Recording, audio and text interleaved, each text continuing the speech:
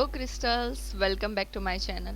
This is the second part of MND series. In this video, we are going to learn about spinal muscular atrophy, which is the lower motor neuron disorder. So without wasting your time, let's get started. So the contents for this lecture are introduction of the spinal muscular atrophy, mechanism of injury, its types, its clinical features, diagnosis and management of SMA. Now on the introduction, it is a genetic condition and in which there is a degeneration of the alpha motor neuron in the spinal cord occurs.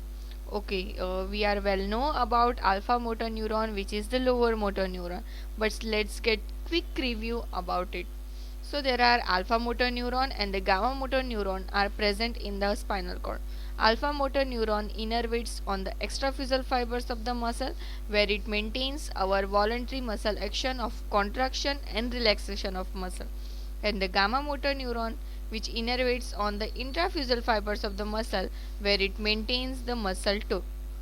So in the spinal muscular atrophy, there are degeneration of the alpha motor neuron occurs, so that our voluntary muscle contraction and relaxation is lost and the muscle atrophy occurs.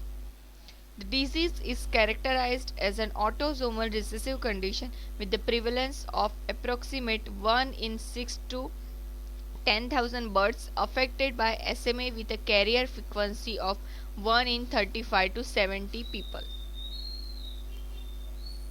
You can see in this diagram there is a prevalence of SMA in the population is shown in the pie chart. So the type 1 is 14%, type 2 consists of 51%, and the type 3 consists of 35% of the normal population.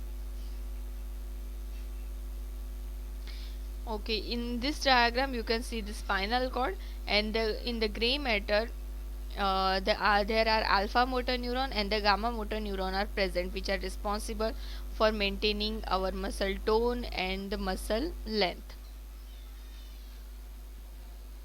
So in the normal muscle, you can see in this picture axon innervates on the muscle fiber and it maintains our muscle function.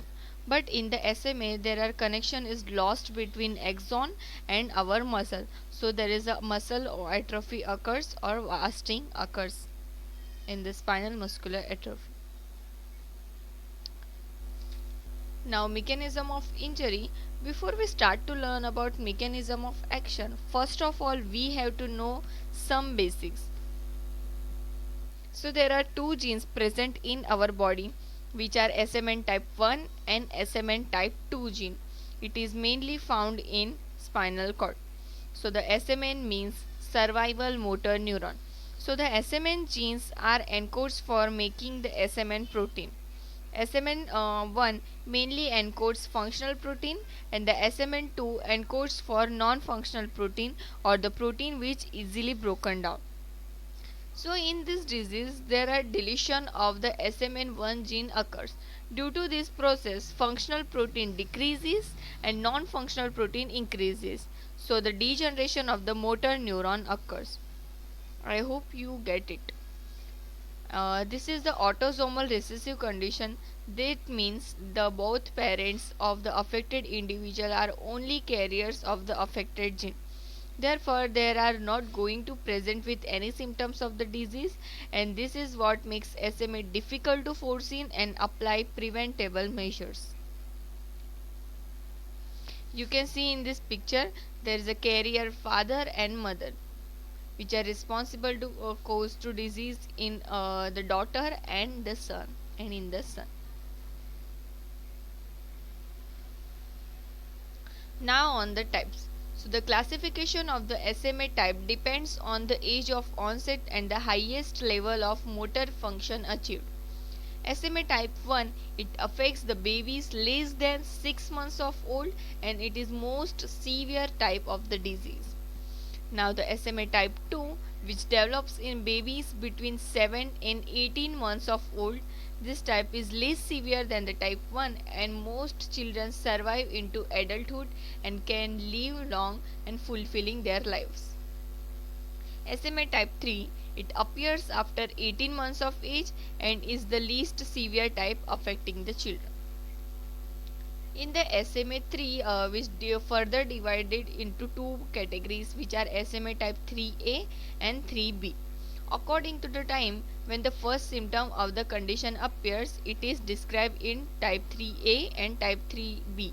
When it occurs before the 3 years of age, it is called a type 3A, and after or where after 3 years of age it occurs, it is called the SMA type 3B.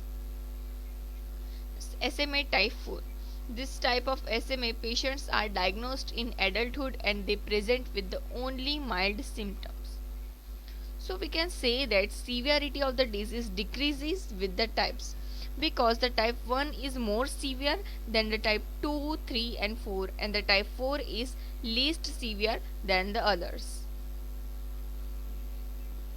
Now the clinical feature of spinal muscular atrophy. So there are proximal weakness, impaired ambulation, fatigue which leads to impaired function and endurance. It is mainly occur due to the muscle atrophy, because the many muscles are responsible for our body function and its maintenance. So when there is a problem occurs, there is impaired in the ambulation because of the weakness of our leg muscles, and the fatigue which is mainly due to the respiratory muscle weakness, which leads to impaired function and our endurance. Now on the diagnosis. So the diagnosis could be made by prenatal screening or by the gene panel investigation and or muscle biopsy. The gene panel investigation is must because it is the autosomal recessive disorder. In the early stages, the diagnosis may be suspected due to symptoms like floppiness and the muscular weakness. Children with the type 1 SMA can present with the lack of head control, minimal to absent anti-gravity movements, and the severe respiratory complications. The first step in diagnosing someone with the SMA would be by taking a full clinical examination and a family history. As mentioned above, a blood test might be required to look at the amount of creatine kinase level and an investigation to indicate if a muscle damage has occurred or not. High levels of creatine kinase in the blood is not damaging itself, but it is an important indicator for a muscle disorder condition. Further investigation will probably include a genetic testing, as this is the most accurate way to diagnose if a patient has spinal muscular atrophy have or not. Now on the management. So the spinal muscular atrophy is a severe genetic condition which requires precise diagnosis and extensive physiotherapy treatment in order to protect the muscles from rapid deterioration and development of contracture. So the management of SMA must be as a part of broad multidisciplinary team which should include rehabilitation, spinal management, orthopedics, nutritional and the gastrointestinal management. Recently, it has been stated that SMA might be a multi organ disease and more detailed examination should be performed.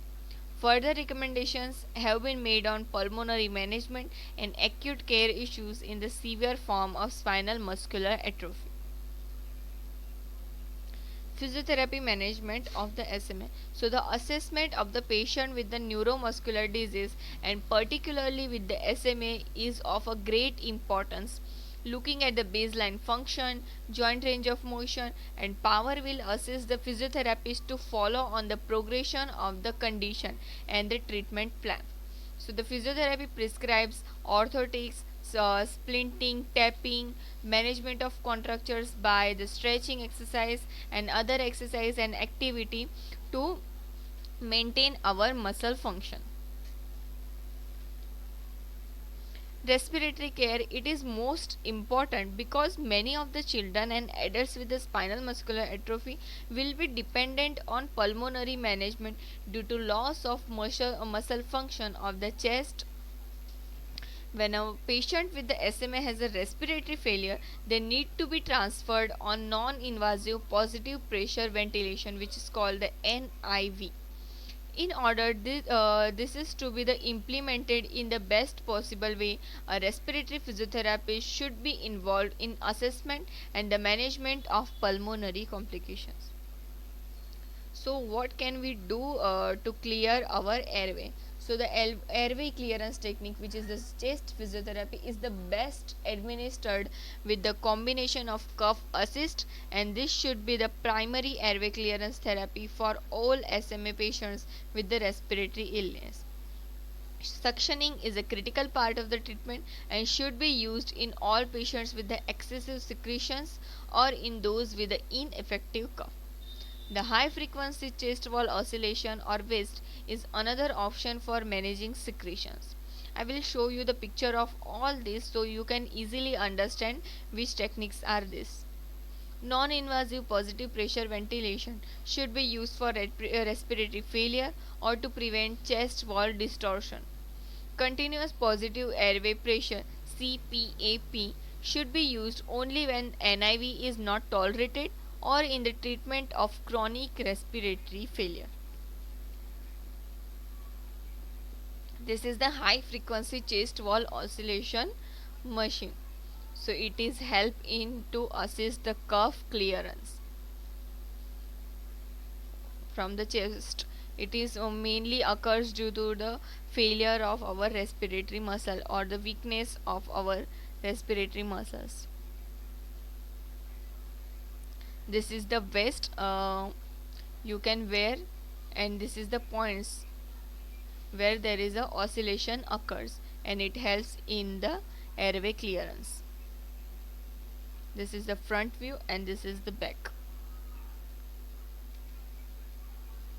This is a non-invasive positive pressure ventilation machine. It is help to people to assist in ventilation. This is a non-invasive process.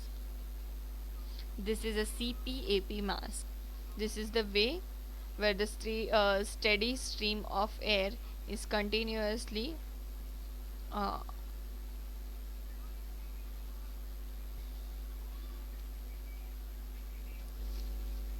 I hope you like this video and get worthful information from it.